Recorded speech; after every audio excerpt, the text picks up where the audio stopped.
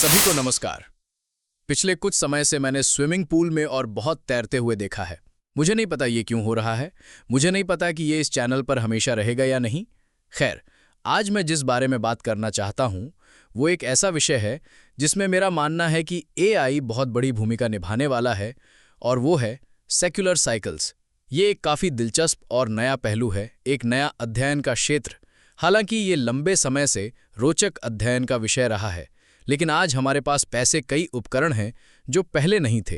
तो क्लियोडायनामिक्स या क्लाउडनामिक्स, मुझे सही उच्चारण नहीं पता, एक ऐसा क्षेत्र है जो इतिहास का अध्ययन सांख्यिकी के नज़रिए से करता है। यानी ये समाजों और जनसंख्या को देखता है और गणितीय रूप से मॉडल बनाकर नक्शा तैयार करने की कोशिश करता है कि वो समाज समय के साथ कैसे विकसित होता है।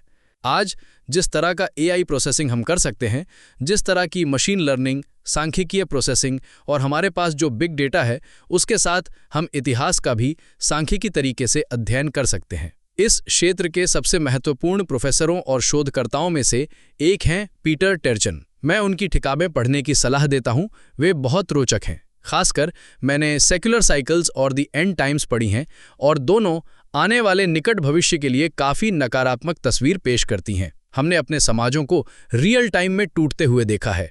मुझे नहीं पता कि आप इसे महसूस करते हैं या नहीं, लेकिन मैं करता हूं।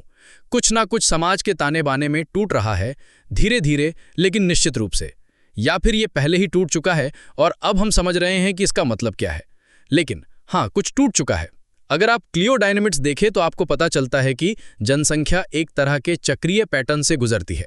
शुरुआत में हर किसी के पास बहुत ज़मीन होती है, बहुत संसाधन होते हैं और सभी खुश होते हैं, तो लोग बहुत बच्चे पैदा करते हैं। दशकों बल्कि सदियों के दौरान ये होता है कि समाज में वस्तुओं की मात्रा ज़्यादा नहीं बढ़ती, लेकिन लोगों की संख्या बढ़ती रहती है।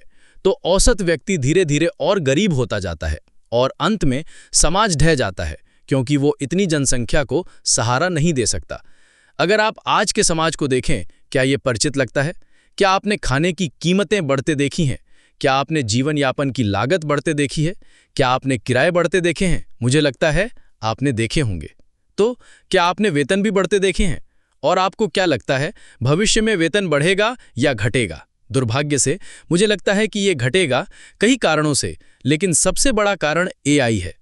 क्योंकि पहले कुछ जानने के लिए आपको पढ़ाई करनी पड़ती थी, योग्य होना पड़ता था, कुशल होना पड़ता था। आज की अर्थव्यवस्था का बड़ा हिस्सा सेवा क्षेत्र पर निर्भर है, और जो काम पहले कोई कुशल व्यक्ति करता था, आज वो चैट जीपीटी मुफ्त में कर देता है, बिना किसी कौशल की ज़रूरत के।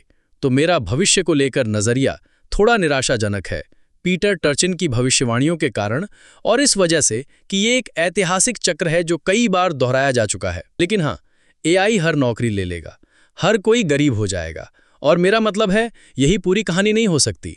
मैं देख रहा हूं कि आप इसे कैसे ठीक कर सकते हैं, कैसे इससे बच सकते हैं। लेकिन औसत व्यक्ति रोज रोज गरीब होता जा रहा है, और वो दिन दूर नहीं जब आप हमेशा के लिए गरीब हो जाएंगे, बिना बाहर निकलने का कोई रास्ता। तो हाँ, क्या ही घिनौना दौर है इतिहास का, है ना?